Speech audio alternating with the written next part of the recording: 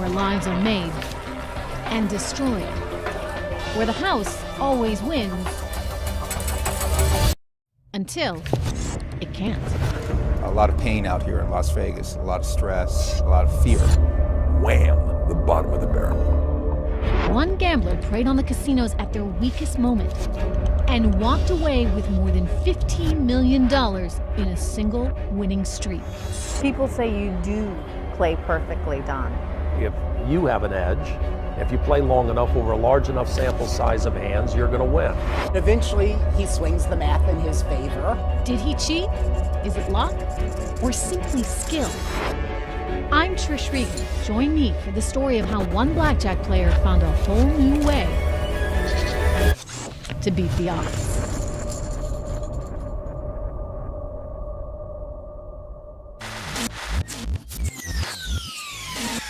$40 million people flock to the Vegas Strip each year, but most only get a peek at the spectacle that is Las Vegas. To see it all, you need to be a high roller, willing to spend $100,000 a hand. Someone like Don Johnson.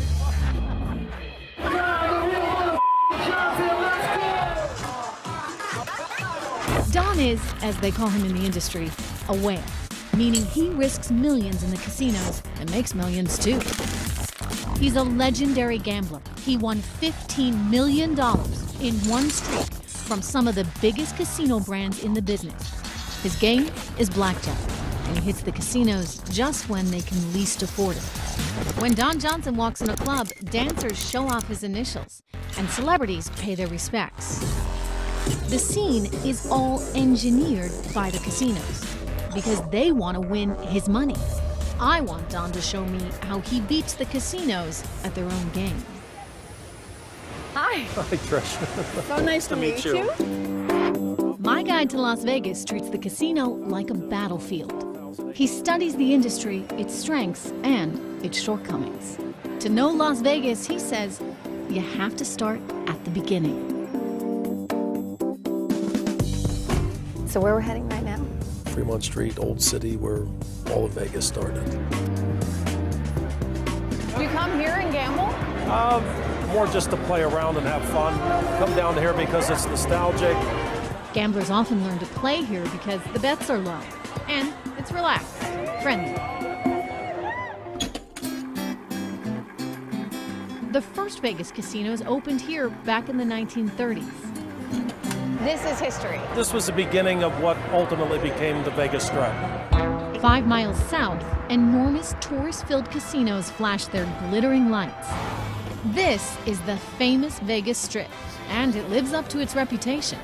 Gaudy, but above all, full of promise, possibility, excitement.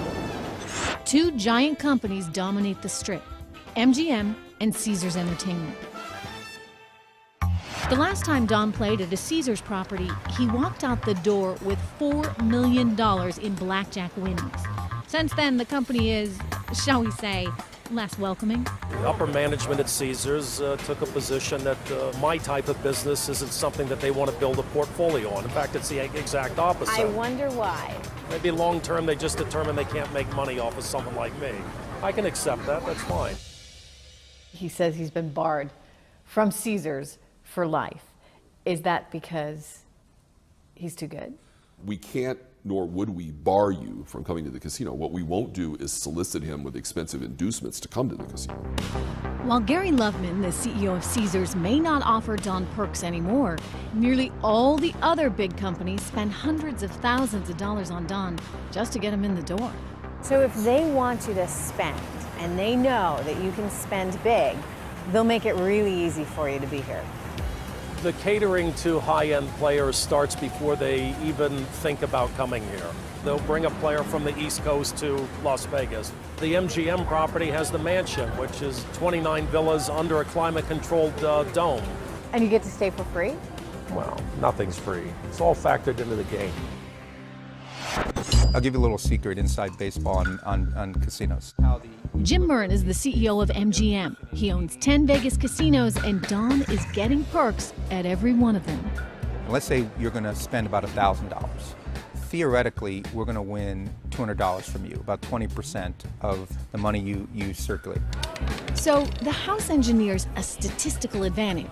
On average, you'll lose that 20% of the money you play. So, are there certain games where you have a better edge over the player than others? The best chance of beating the casino is with Baccarat. And that's followed by perfect strategy of blackjack, playing straight up craps, and then every game in between has its different set of holds. If you play the big 6 wheel, that wheel that we always stick right in the front of the casino, you don't have much of a chance. My guys are going to hate me for saying this because we do really well on that. If the house wins so predictably, how do casinos keep gamblers coming back? The answer? Perks. We're going to win, theoretically, $200. I can comp you to induce you to come out here. I'll give you about $80 worth of stuff. And the more money spent, the more money casinos make. Now move the math up to a whale. If a whale is going to theoretically lose $200,000, I should be willing to give him $80,000 worth of stuff. But you can't eat that much caviar. You know, even if I fly you from point A to point B, I'm probably not burning $80,000 worth of fuel. So the margin on the high end, the margin on the whales is higher. High rollers generate an estimated 25% of all gaming revenue on the Strip. But here's the thing, you have to have their length of play. The longer people play, statistically, the Better house is you're going to on. win. Which is why casinos will do just about anything to keep the whales playing. Easy transportation, Very easy transportation. a nice room, Beautiful rooms. alcohol, Well, there's always alcohol. food, so whatever you want. Yeah, they're going to try and customize a package. If the player's big enough, they're going to try and give him what he wants. Problem is, Don Johnson is no ordinary whale, because the more he plays, the more he wins. His biggest single night was at the Tropicana. Take me back. What happened? I beat him big. I think a lot of it just had to do with a huge bet that you can put down. When I had a $300,000, $400,000, $500,000, $600,000, $700,000 hand out there, I won those. It's very, very difficult to lose if you win those big bets. He racked up $5.6 million in chips before management cut him off. Did word spread throughout the casino? There I think was it someone spread through who the was- entire town. And then when I woke up later on, then I'd gotten several phone calls from different casinos asking if it was true. And yet the casinos were calling you to see if you wanted to come play at their place? Sure, I think at that point they felt, look, I mean, he's won it there. Why not get him to come in over here? We'll see if we can get him to lose part of it back, or all of it back. But Don rarely loses. He went on to gamble at 2 more casinos during that trip and won another $10 million before he quit. I guarantee you, anybody at home watching this right now probably thinks, he counted cards. That's how he did it. Is there more to it than that? Monkeys can count cards. Card counting alone is not going to get you all the way there. I knew that I had a better chance of winning than I did of losing against them, so I took advantage of it. People say you do play perfectly, Don. If you have an edge, if you play long enough over a large enough sample size of hands, you're going to win. What gave him an edge, he says, was knowing the game, the players, and most importantly, understanding the odds on the casino floor. So it's all just math. All of it's math. Everything on this casino floor is math, just like a Wall Street trading floor. You're trying to find inefficiencies in the way they offer their games. And when you find an inefficiency, yes, you're going to take advantage of it. Don found an inefficiency in the casino's perk system. Sometimes they give away too much. There's a natural collision of interest between the marketing side of a casino and the operation side of a casino. The marketing side of the casino wants to buy the business. They want to give away as much as possible to try and get players in. If he could resist all the superficial enticements the casinos dangled in front of him, Don realized he could negotiate something far more valuable. It will test you. It'll test you a lot, and it's hard. How Don Johnson turned the perk system to his advantage when we come back.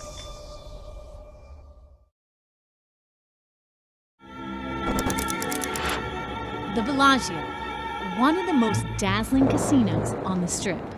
A lot of people gather right here. We're outside the Bellagio Hotel, and they gather here because this really is one of the best views in all of Vegas. You can see pretty much the whole strip. You've got everything from Caesar's Palace there, all the way down Treasure Island, the Venetian back there, and of course, the Eiffel Tower. High rollers come to the Bellagio's Hyde nightclub to enjoy one of the most expensive perks in the city. Wow, I like this table. Absolutely gorgeous. Really neat. What makes this table worth $250,000 a night? This red button. Okay, here we go. Wow.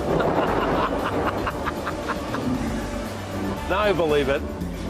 You know, it cost them 10 grand every time they fire these things off. I just want to keep hitting the button. It's gonna be an expensive night. The Bellagio and its sibling property, the Mirage, transformed the Vegas Strip in the 90s. Both were designed by one man, Steve Wynn. They made him the most legendary casino magnate alive today. What it takes to dazzle everybody today is 100 times more ambitious, complex, and challenging than before. Wynn is the nemesis of every whale on the Strip because he's always inventing new temptations to keep them in the casino.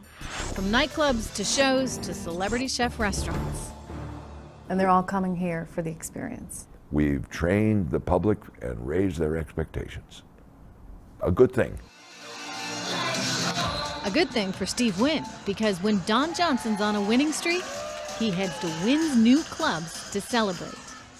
What is it about his properties that are different than everything else here? Steven's a perfectionist. It's as though spare no expense. If you build it, people will come. The Wynn And do they? And they do. They do. Thousands of them show up in these clubs.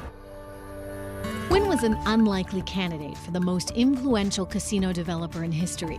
How does an English major from the University of Pennsylvania wind up becoming a casino mogul?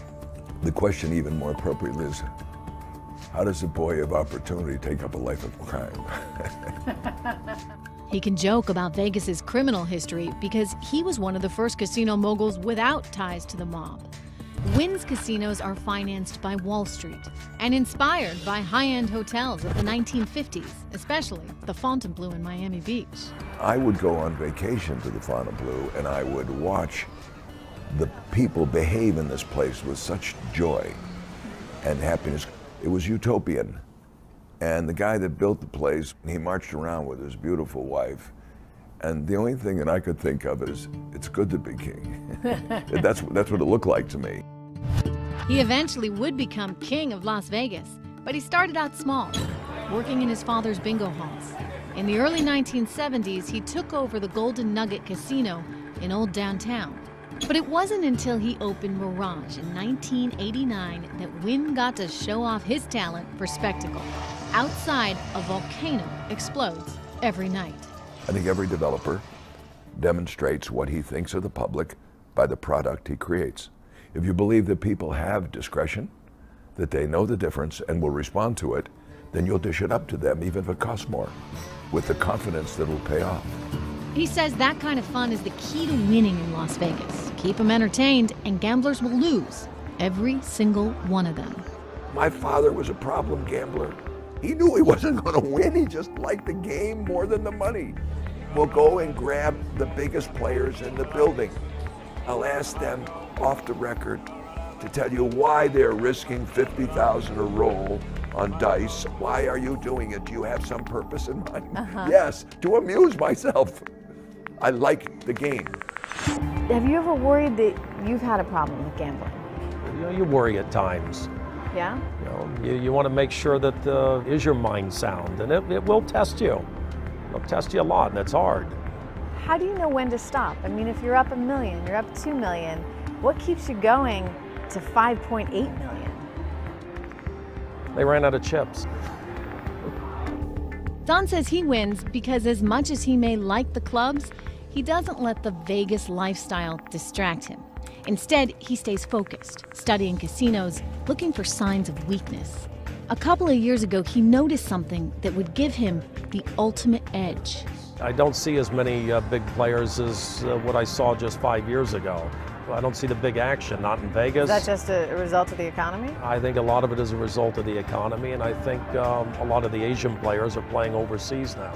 So all the more reason for casinos to try and woo someone like you to get you in the door.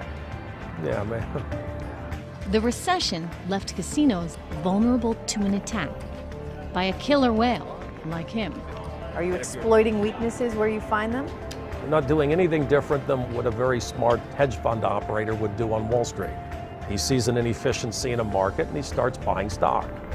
How the struggling casino industry provided Don Johnson with the biggest opportunity of his career when we come back.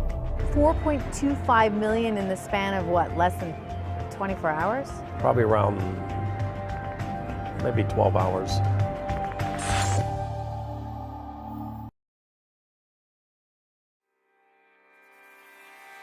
At night, Las Vegas looks invincible.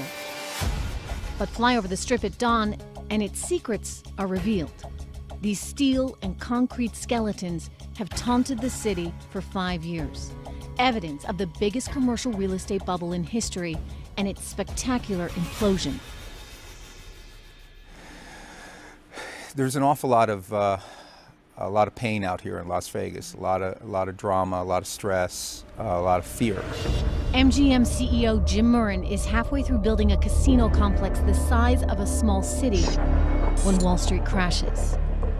Banks stopped calling us back, and we had 10,000 construction workers working on site, and the bank stopped lending. So it was very difficult. 4 more casino companies abandoned projects mid-construction. Do you think it's had a serious and drastic and lasting change on Vegas? The recession in Las Vegas stripped away the scab that was covering that the companies, many of them had a capital structure that was reckless, immature, and naive. Steve Wynn's luxury towers now look out over the ruins of the Echelon, a casino project planned by the Boyds, Vegas's oldest casino family. In your entire time in Vegas, have you seen anything like 2008? Never seen anything even close to it. Bill Boyd and the fellows that work for him, they're really nice people, right-thinking people. They drank the Kool-Aid a little bit on this multi-use development. But many in Vegas blamed Steve Wynn, saying it was he who started the commercial real estate bubble. The new Strip is, it's like the house that Steve built. Before Wynn built his gambling palaces, Vegas casinos were nearly impossible to finance, most funded by millionaires or the mob, and they relied on slot machines for revenue. I had a clear understanding of what to trust and what not to trust, and it wasn't a slot machine. Wynn brings new ambition to Vegas, targeting players with expensive taste. These people have a pent-up demand for the good life. Now, in my parents' age, there was a Cadillac, a mink stole, and going to Las Vegas or gambling. And gambling was part of the good life. That's what the swells did. He turned to Wall Street and offered investors junk bonds, high-interest loans that incentivized them to risk everything on his grand vision. When he did his masterpiece, Bellagio, with the Bellagio fountains, and you really get to go in and experience it. Both Mirage and Bellagio blew through their budgets. MGM seized the properties in a hostile takeover. Wynn had gambled and lost. You want to criticize or find fault with guys like us, it's easy. We're so flawed in many ways that it's a turkey shoot if you want to go after us. But his instincts were right. His first Strip casinos triggered what some might call a Vegas casino arms race. Suddenly, banks are writing blank checks to anyone willing to tear down an old casino and build one to compete with Steve Wynn. The Boyds, a Vegas family known for building small, local casinos, are inspired to tear down the old stardust on the Strip.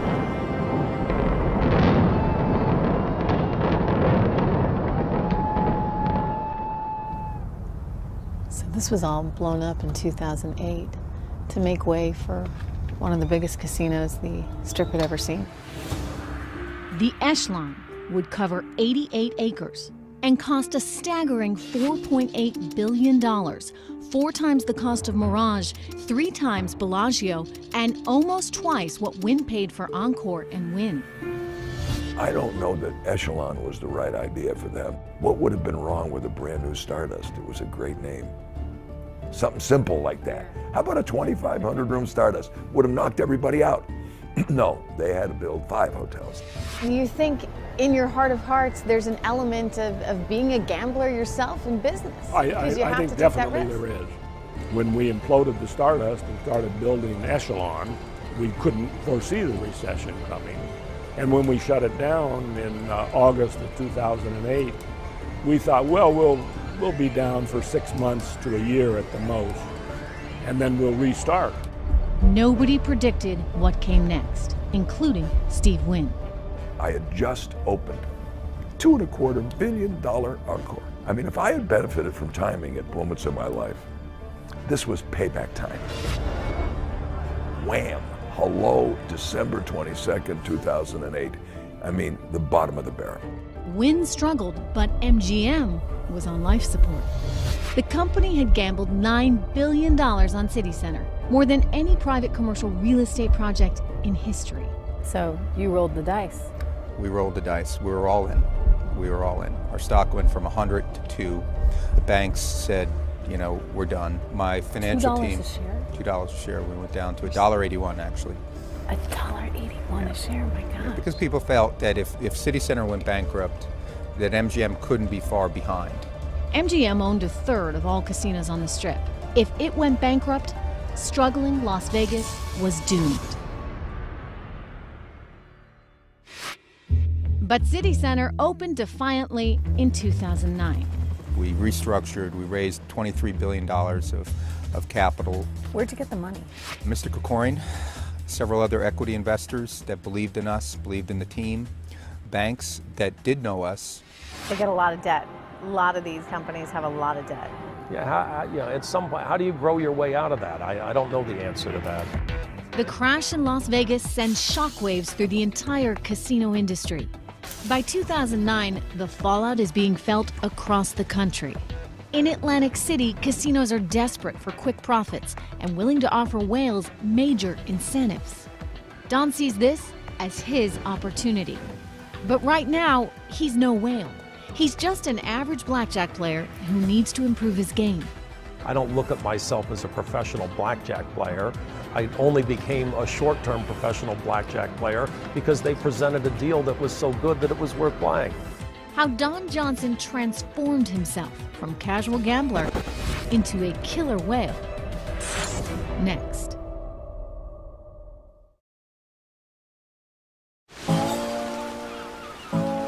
Less than 2 hours from the Atlantic City boardwalk, over the Pennsylvania border, sits the small town of Bensalem, home to the Parx Casino and home to legendary blackjack player Don Johnson. I own the woods going back on this side, and the casino owns everything on that side. Don shocked the gaming industry by winning $15 million at the blackjack tables. But he'd been prepped for this moment. Don learned to gamble here in rural Pennsylvania, not at the blackjack table, but at the racetrack. He started out as a jockey. You don't look like a jockey. Hate to tell you. No, those days was a different lifetime ago. You're a little tall, a little broader. 6'1", 2-something. You must have been the biggest jockey they'd ever seen. I weighed 108. His days as a jockey numbered, Don moved on, finding work as a gaming regulator, before becoming an employee at the old Parx racetrack.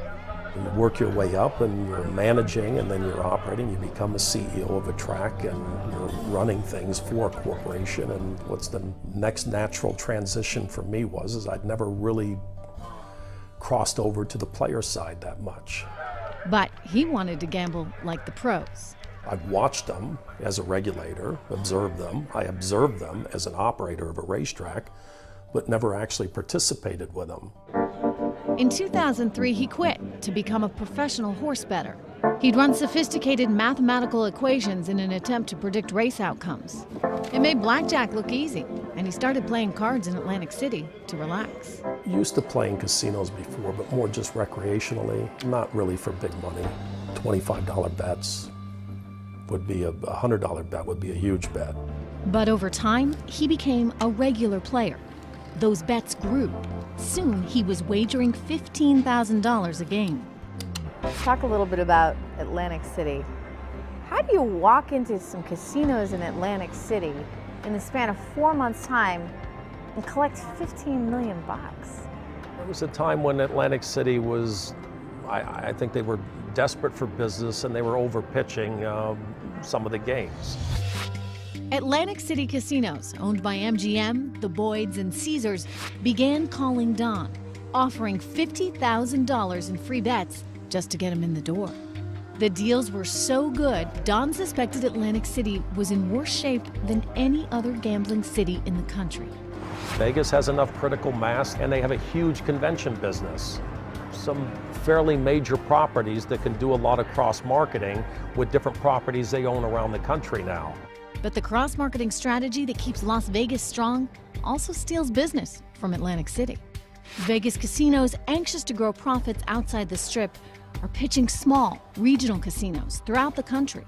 States hungry for tax dollars are embracing these casinos, every single one of them. Overall, I call it a win-win. It's going to generate hundreds of millions of dollars in revenue. Let's do gaming right, and let's take the first step this year.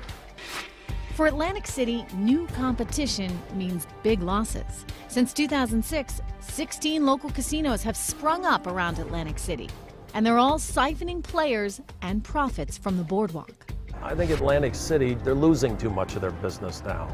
There's just too much competition in surrounding states.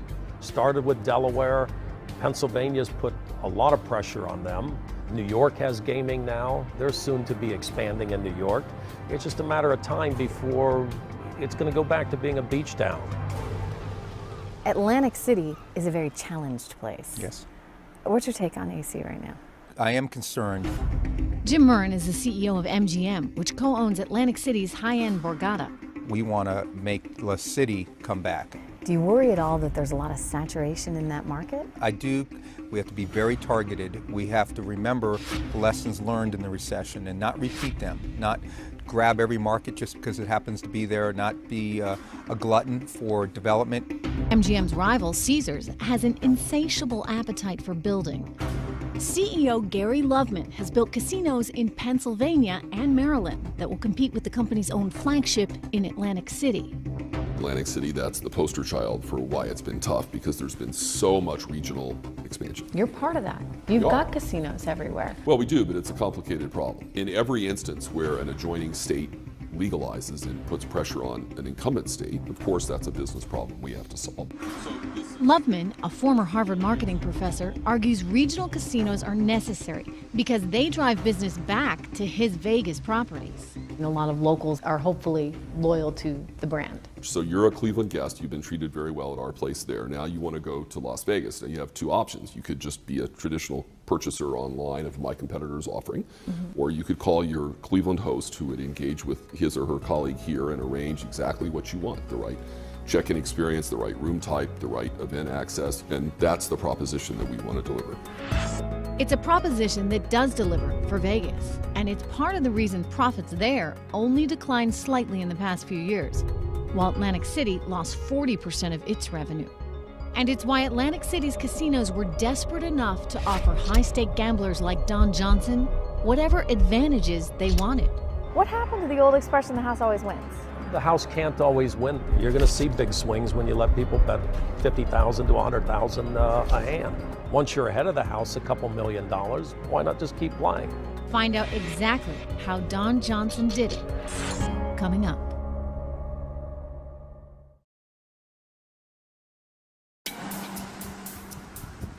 Atlantic City, winter 2010. Crime rates rival only those of Detroit. Casino profits are in a free fall. Casinos will do anything to win back high rollers. It's the opportunity of a lifetime for newly turned blackjack player Don Johnson. He's about to stun the gaming industry, walking away with $15 million. The key to Don's success, what he negotiates with the casinos up front. They'll negotiate for high-end players if you're playing big enough, and they'll negotiate the discount policy. How much do you have to be playing? 3 hands, 5,000, 15,000 a swing. 15,000 a swing may not get a player VIP treatment in Vegas, but when Don bets that much in Atlantic City, it gets the casino's attention. What kind of terms do they offer you? The right game, with the right odds, with the right discount policy. Why do you think they gave you such a big discount and changed the rules? Because they were giving it to other players. And they had some success in beating some other players. But the casinos don't realize Don set a trap. He's not the mid-level player he appears to be. He's an industry insider who knows exactly what terms to negotiate. For starters, he wants big bets. They were letting me play 25,000 a hand by 3 hands, so 75,000 a swing. At 75,000 a swing, it's not that hard to win $4 million. It's also not that hard to lose $4 million. I didn't have $4 million to lose. That was the key. He doesn't have $4 million to lose because he negotiates himself a discount, a 20% rebate on all his losses. If he gambles $4 million, he'll only lose 3.2. Over the entire course of play, that matters. I haven't worked in a property that's actually, in my mind, been dumb enough to get themselves in that situation. Mark Oppenheimer negotiates with high rollers for the Parx Casino. Frankly, some casinos haven't paid enough attention and have made millions of dollars for Don because they haven't thought through the math. Don't these casinos have mathematical algorithms, models that they've put in place to make sure that someone like you can't come in and walk away with nearly $6 million in one night? I think they need to have made an evaluation on you as a player, some kind of track record, some kind of file, some kind of past performance where they've now judged you as a player and said, this is a player that we think we can beat. Why would the casinos think they could beat Don? In the case of Don Johnson, why is it that your casino would be willing to negotiate terms that would not be as favorable to you, but would really benefit the player more? Why do that? Well, we try not to do that past a certain point. I mean, we're doing this hopefully in a completely dispassionate, mathematized way. Caesars granted Don's request based on a record of his past performance. Does it somehow get logged in the computer? So a particular person who plays extremely well, there's a note on their profile? Yes. The note on Don's file said he was a mediocre player. How did you suddenly become such a great blackjack player? It probably helps to have some friends that understand the mathematics behind each of the games. Shortly before taking Atlantic City for millions, Don hooked up with a team of Ivy League math PhDs. Did they help figure out how to best stack the odds? Well, yeah, the different mathematicians have different skills. The mathematicians turned down Bloomberg Television's request for an interview. But Don says they coached him, making him into what the casinos consider the perfect blackjack player. I walk into a casino. What are the odds I'm going to get versus the odds you're getting? You're probably going to play a game that's 300% worse. 300% worse? 300% worse. The odds a player like me is going to beat the house? About 49%. So while I may strike it lucky, I won. The longer I play, the more likely I'll lose. How discouraging. But still, I believe in the statistical analysis. I do. And statistical analysis says, even though the house has the edge, I can improve my odds if I improve my game. I want to win. You want to win. You need to do some studying before you go in. Everybody can get the basic strategy card in the gift shop. It's going to make you at least a better than average blackjack player. This is a basic strategy table. It lists each card and tells players when to hit, hold, and double down. Only problem? Casinos don't allow a lot of these moves. So once Don secured the right advantages and discounts, he turns his attention to the rules of the game. You tweak 2 or 3 things one way or the other enough, and a game goes from being negative to positive. Once Don negotiates his edge, it's time for battle at the blackjack table. and make a mistake that's in your favor, you're going to collect on it. Those are like free bets. The art of casino warfare when the player continues.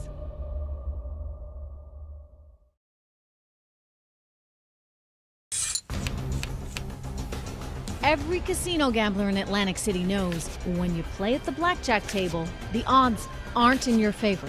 The house always wins, and the rules are set in stone.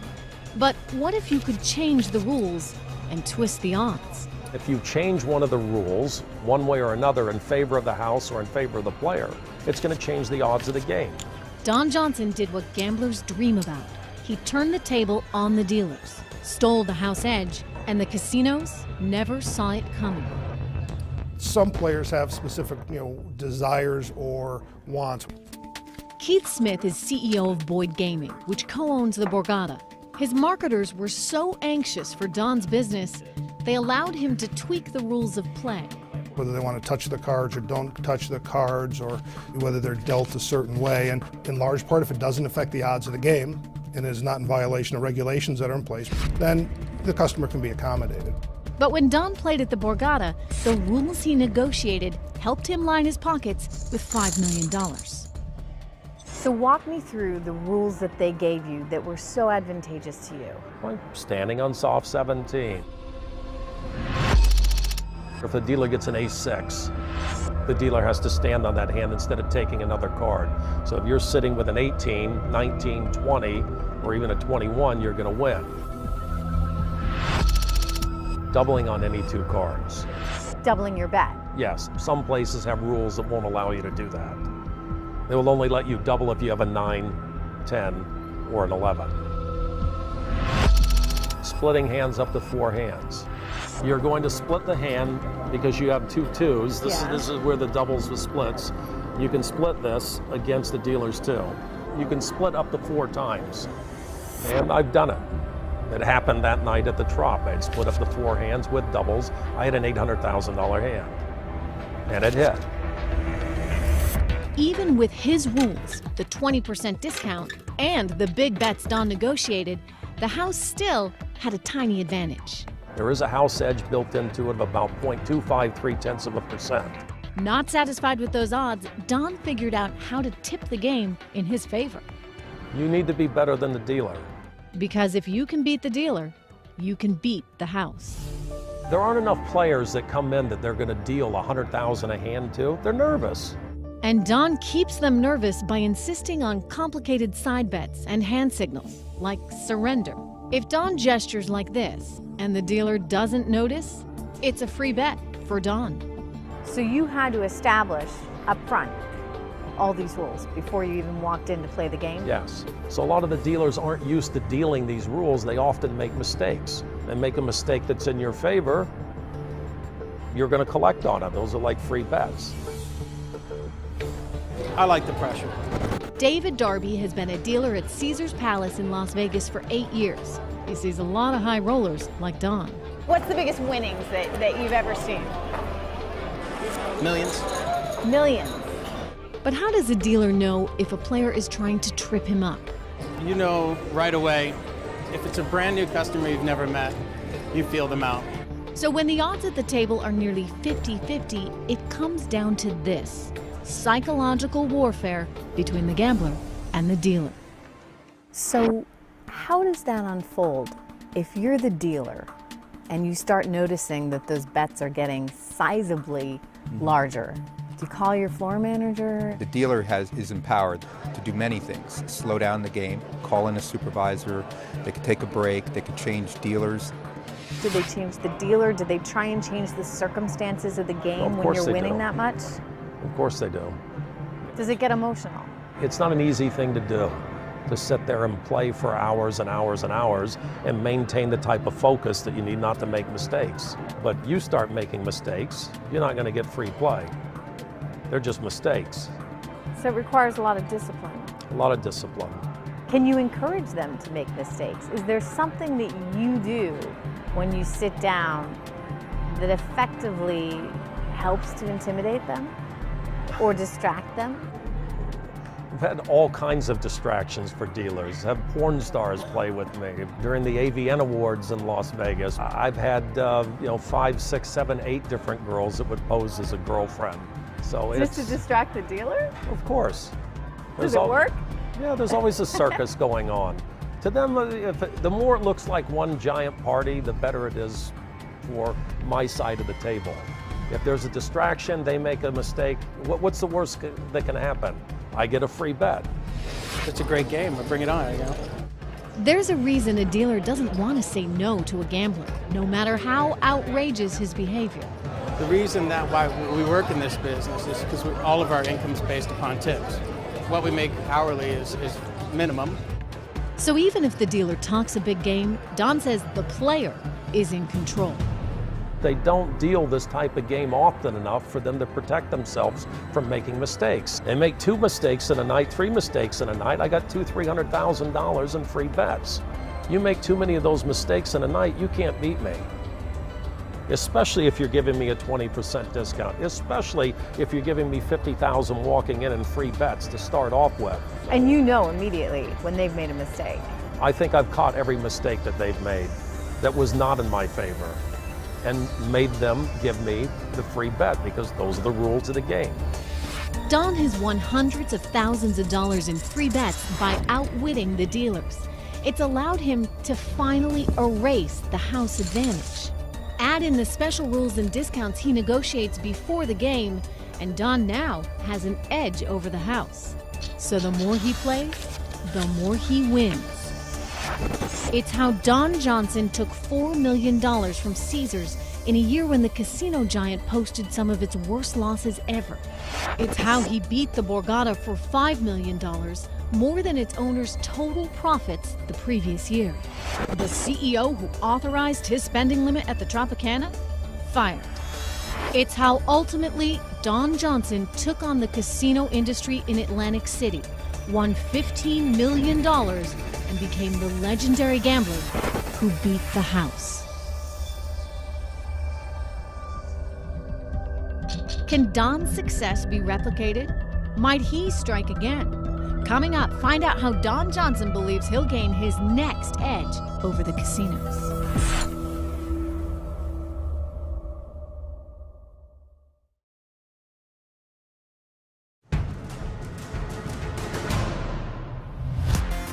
He's a celebrity in Vegas, a favorite at the clubs, and a household name at the casinos.